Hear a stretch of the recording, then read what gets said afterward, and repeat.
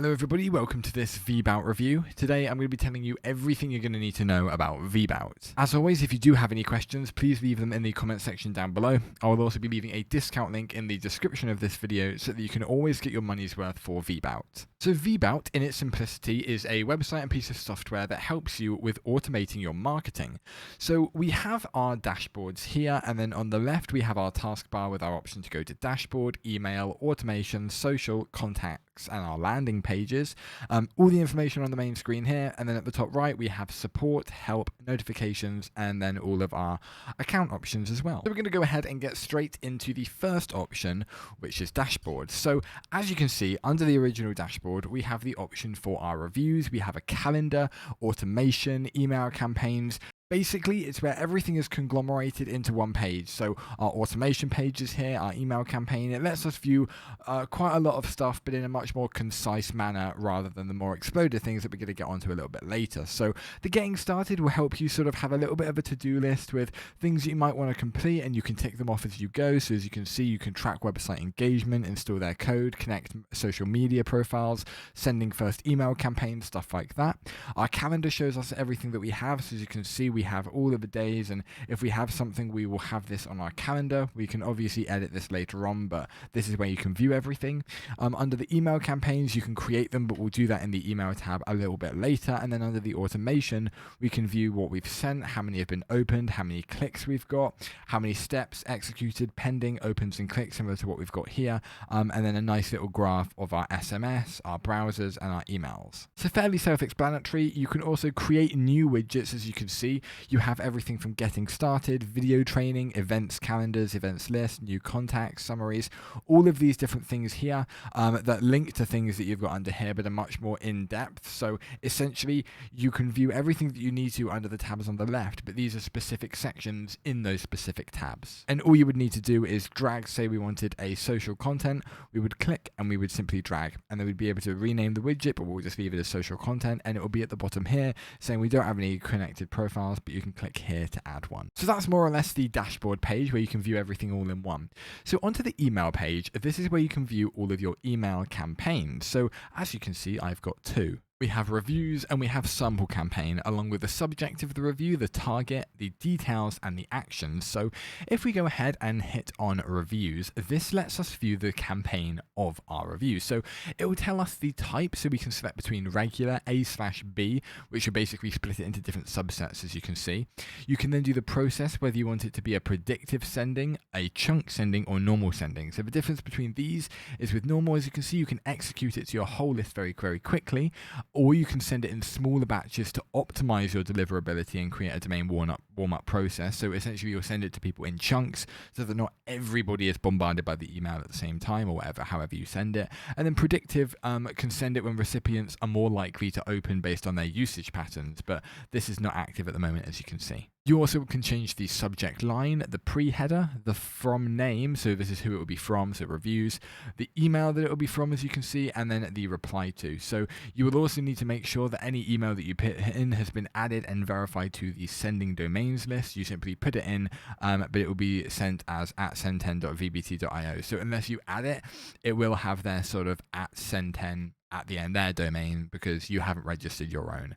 And then you can add a BCC address if you do want to add any more people, and then you would hit next. Then you send your recipients. So this is basically where you pick, so you can choose all your different lists that you've got. So you basically create lists of people that you want to send it to, and when you've done that, you're able to select that list and it will send to those people. You can also select audiences. Basically, an audience is a big conglomerate of people, as I said, but as you can see, it's like a traditional segmentation on steroids. So it's a lot more people.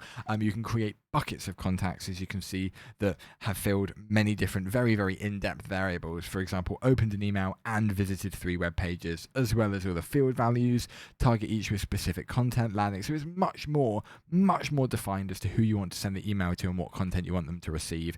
But we're going to go ahead and hit next. Now you can edit the templates. So you can edit the design, the text version, or the inbox preview. So if we edit the design, it will bring up a builder, and this is where we can view what it will look like. So as you can see, you have your logo, all of the information here, the donate now button, a welcome message, and you can edit this to your own accord by simply using it a bit like a Word document. You would just click, you would just delete the text, and you would replace it, and then you have all of your options here at the top, such as bold, italic, underline, stuff like that. So this is very, very, very intuitive. You also have pre-designed blocks if you do want to have a little look at any of these. So as you can see, completely different blocks that you can add to it, general content that you may want to add but you also may not want to, and this is basically how you would do it. And when you're done, you would simply hit update and then you would hit continue, and this will bring you back to this page here. You then have the option to edit the version of the text or preview it in the inbox. As you can see, it will basically give you all of these different platforms that you can view it on, and then you can send a request and view it on those platforms. But if we hit next, you can then basically have a little summary of what it's going to send, what it will look like, and then you would hit send now. So under automation, you're able to create your own automations for your sending. So all you would need to do is hit create automation, and then it will bring you to the option of actually making one. So I'm going to go ahead and click on sample automation, and this will bring us to a page where we're able to view all of our different triggers. So what you would need to do is drag and drop things from the left, such as your triggers,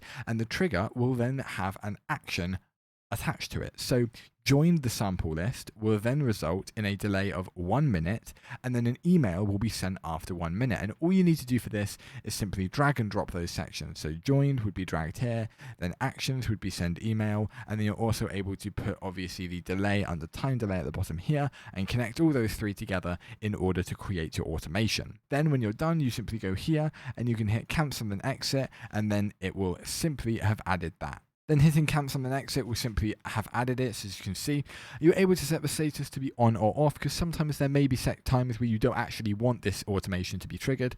You can also view the analytics of that automation along with editing, duplicating it, adding it to a folder, or deleting it. And then you can also set your automated messages under here, where you're able to actually put the message that you want to be sent in that particular email. Under social, you're able to connect different social media profiles to it. I'm not going to do this because it's obviously private social media accounts, but you would simply add them. So Facebook, Twitter, LinkedIn, stuff like that. And you'd be able to enjoy scheduling from those Instagram pages as well. Now you can also do streams and stuff, but you will need to create an account in order to view the analytics page and the social clicks.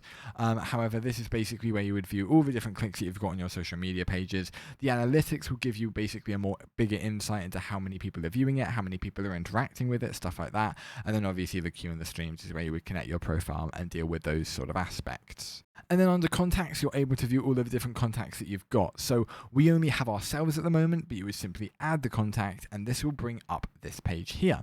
It will give you the email of the recipient, it will give you the phone number, what list they're in, the date that they signed up, along with the status and the actions for that type of person. Then you can also create different audiences, as we talked about earlier. And at the top, you're able to view all of your lists. As you can see, you're able to view your lead scoring. So these are basically the people who have actually found a lead and inputted their details into that form.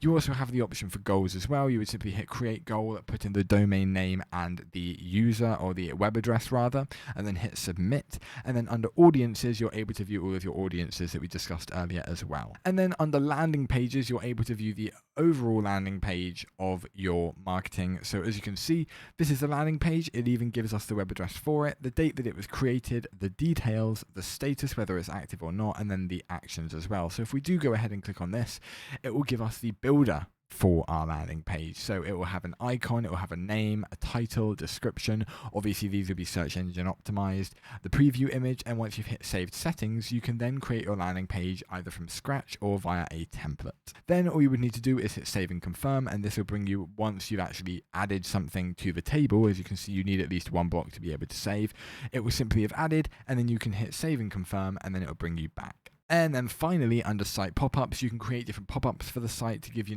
information to people. You can capture leads, you can capture information, all different things. As you can see, they have a built-in wizard engine to create these, and that's what you would need to do to create a pop-up. But that is more or less it for Vbout. So now it begs the question, what do I think about Vbout? And I think Vbout is very, very good. The amount of options that it gives you is immense. There's no paywall behind it. There's no big thing. You get a lot of stuff with a free trial. I really like the idea that you can basically combine all of your things into one dashboard profile. That is a very, very useful thing to be able to do.